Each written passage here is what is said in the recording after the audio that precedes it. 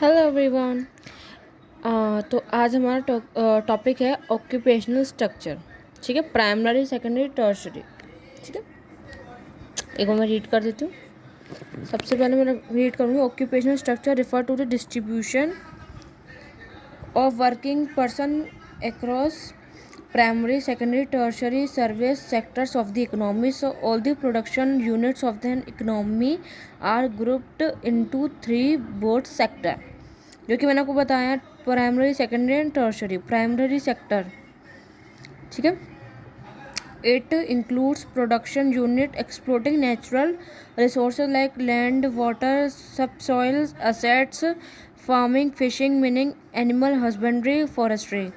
Secondary, ठीक है, it includes production units under which are engaged in the transforming one good into another good. This unit convert raw material into finished goods.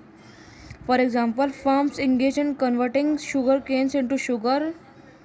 Construction companies, power generation. It also called secondary because it depends on primary sector for raw material. Tertiary,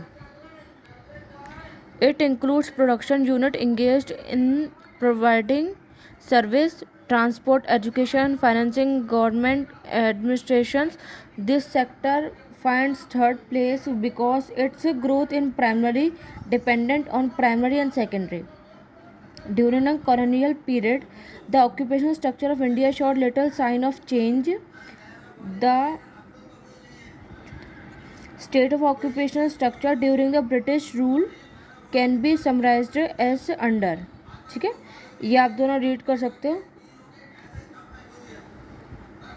primary occupation और regional variation, ठीक है, ये आपका तमिलनाडु, आंध्र प्रदेश, केरला, महाराष्ट्र और waste Bengal में हुआ था।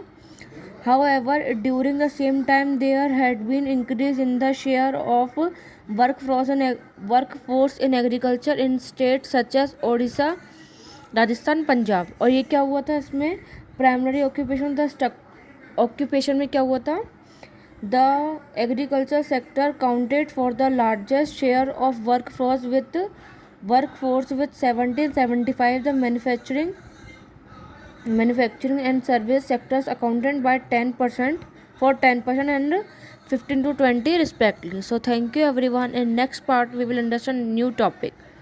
Thank you everyone.